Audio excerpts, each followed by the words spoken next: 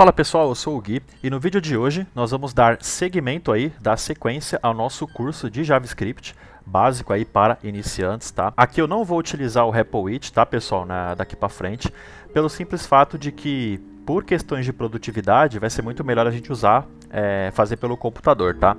Porém, na aula anterior, na primeira aula, eu mostrei como é que faz os códigos, executa os códigos pelo REPL-IT, tá? Vocês podem continuar utilizando o REPL-IT, beleza? O Replit, né? Não vai ter problema, tá?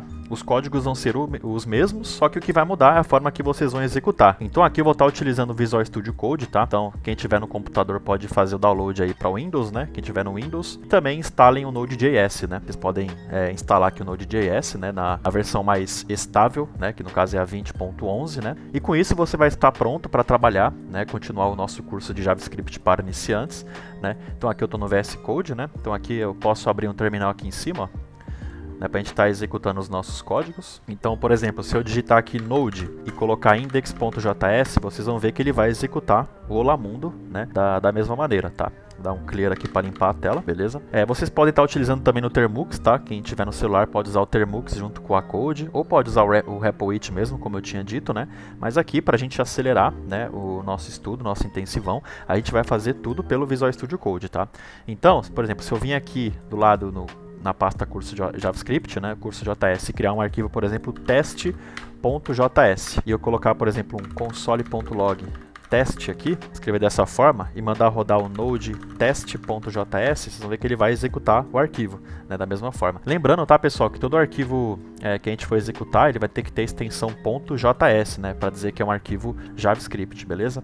Então eu vou apagar esse arquivo aqui, vou dar um clear na tela e vamos seguir aqui, né, com o nosso curso.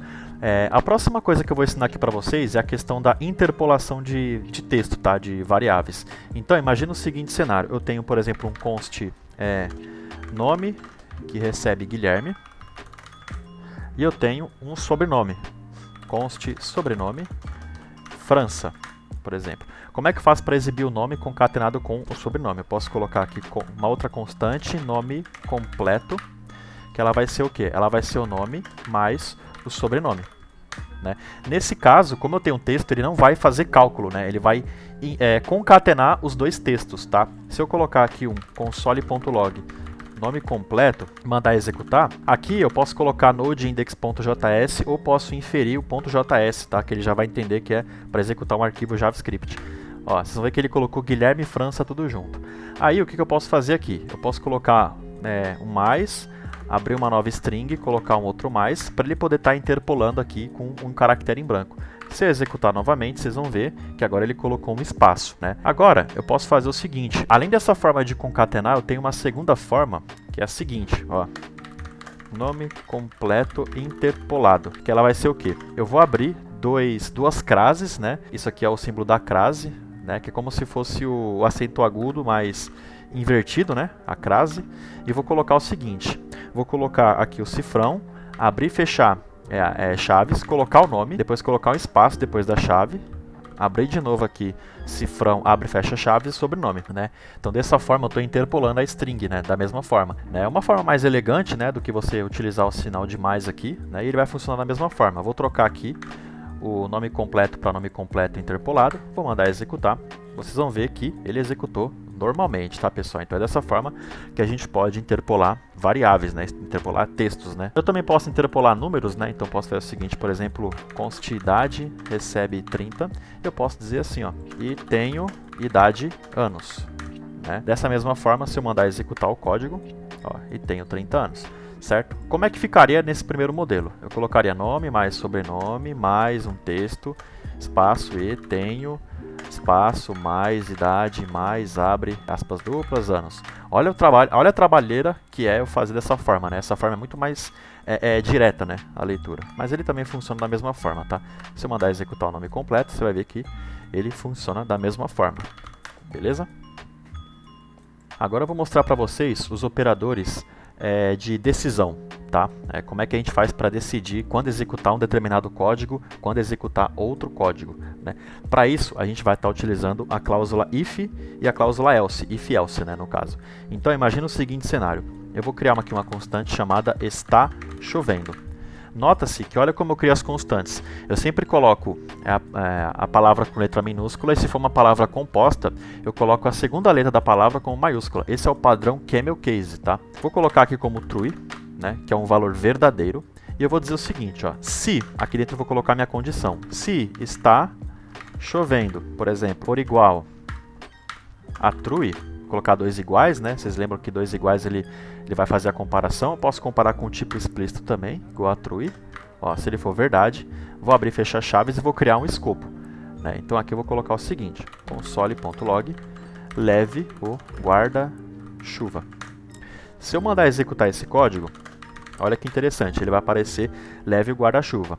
Mas, se eu colocar, por exemplo, o valor false, né, que é o valor falso, e mandar executar, ele não vai executar nada, porque ele não caiu nesse if. Como eu tenho uma condição simples, né, eu posso simplesmente omitir o igual a true aqui, né, e só colocar se está chovendo. Dessa forma, quando eu coloco o true, ele já vai inferir que esse valor, né, se ele é verdadeiro, ele vai executar.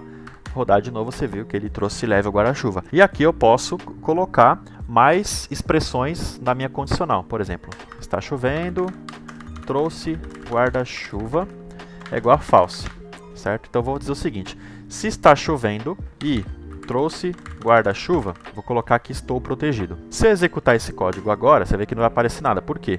Verdadeiro e falso vai dar falso, então ele não vai cair nesse bloco do if, tá? Agora, se eu colocar, por exemplo, esse cara como true e mandar executar, vocês vão ver que ele vai imprimir o estou protegido. Eu tenho uma outra condição, um outro condicional que é o seguinte, eu posso colocar, caso essa condição não seja atendida, eu posso colocar a cláusula else, abrir e fechar chaves, e tudo que eu executar aqui dentro vai ser executado caso esta condição não seja verdadeira. Então, console.log, por exemplo, vou me molhar, né? Então vou colocar aqui, está chovendo e trouxe guarda-chuva, vou colocar false aqui. Você vai ver que ele vai cair no else, né? Então ele não executou aqui, né? Porque está chovendo é verdadeiro e trouxe guarda-chuva é falso, então verdadeiro e falso dá falso. Então ele vai cair nesse else aqui. Ah, mas se eu colocar, por exemplo, aqui false, né? Então o que vai acontecer? Ele vai exibir ali, vou me molhar. Só que nesse contexto, o que acontece, né? Seria interessante, por exemplo, a gente colocar mais condicionais aqui, né? Para que essas cláusulas façam sentido, né? Então, se está chovendo e trouxe guarda-chuva, estou protegido. Eu também tenho a cláusula else if, né? Então, eu vou fazer o seguinte. Se está chovendo e trouxe guarda-chuva, estou protegido. Se não, vou abrir de novo uma cláusula if, está chovendo. Então, se está chovendo, console.log, vou me molhar. E aqui eu posso colocar um else, log, está ensolarado. Certo? Dessa forma, o que vai acontecer? Ele vai testar essa condição. Se ela for falsa, ele vai testar essa. Se essa for falsa, só sobrou a última, ela vai executar a última. Se eu mandar executar, está ensolarado. Por quê? Não está chovendo e eu não trouxe guarda-chuva, então significa que está ensolarado. Se eu colocar que está chovendo e não trouxe guarda-chuva, ele vai cair nessa condição aqui, né? Porque está chovendo, né? Então, olha lá, vou me molhar. Deixa eu limpar a tela aqui. E se as duas forem true, né? Ele vai cair no primeiro if, né? Node index, estou protegido, que significa que está chovendo é igual a true, verdadeiro, e trouxe guarda-chuva é true. Então as duas condições elas são válidas, então ele vai executar esse código e não vai executar esses códigos aqui. Então é dessa forma que a gente trabalha, né, com condicionais do jeito mais simples.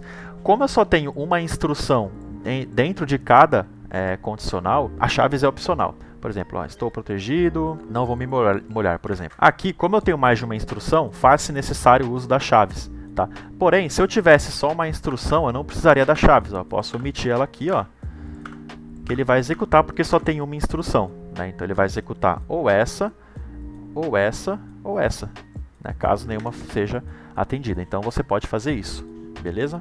A próxima instrução que eu vou mostrar para vocês é a instrução switch, né? Que ela funciona parecida com if, né? Mas ela não me permite fazer comparações múltiplas, ela simplesmente me permite comparações simples, como se tem um valor, se é verdadeiro, se é falso, se está dentro do conjunto de valores. Então eu vou dizer o seguinte, por exemplo, vou colocar aqui const escolha é igual a, por exemplo, opção 1 aqui, tá? E aí, como é que funciona a cláusula switch, certo? Switch, vou colocar aqui a variável, certo? Depois eu vou abrir e fechar chaves, eu tenho o escopo. E aí eu vou colocar a cláusula case, certo? Case é a escolha for 1, por exemplo. 2 pontos. E a partir daqui, tudo que eu executar, vai executar quando esse case for atendido, quando a escolha for igual a 1. Né? Então eu vou colocar aqui console.log ver saldo, por exemplo. Aqui eu também tenho que colocar a cláusula break, tá? Por quê? Vou copiar essa lógica aqui, vou duplicar.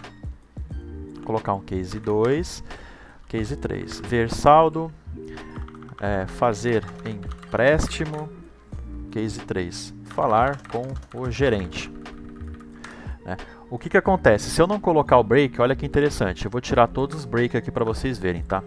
Isso aqui é um erro que muitos iniciantes têm. Se eu mandar ele executar esse código, ele vai executar as 3 instruções, porque ele entende que se caiu aqui, executa, executa, executa, ele vai executar todas de uma vez, né? Porque ele caiu aqui. Se eu colocar a opção 2, ele vai executar a 2 e a 3, ó. Tá vendo? Fazer empréstimo e falar com o gerente. Para fazer com que ele execute somente a instrução correspondente ao case, eu sou obrigado a colocar o break aqui, depois da instrução, tá? Break e colocar aqui o break.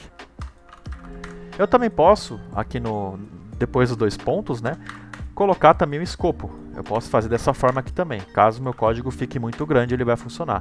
Se eu mandar executar agora a escolha 1, por exemplo, você vai ver que ele vai só ver o saldo. Porque ele vai ver o saldo e vai dar um break, ele vai sair dessa instrução, né? Ele não vai mais executar o que está aqui para baixo. Beleza? Então aí a gente pode fazer o seguinte, ó.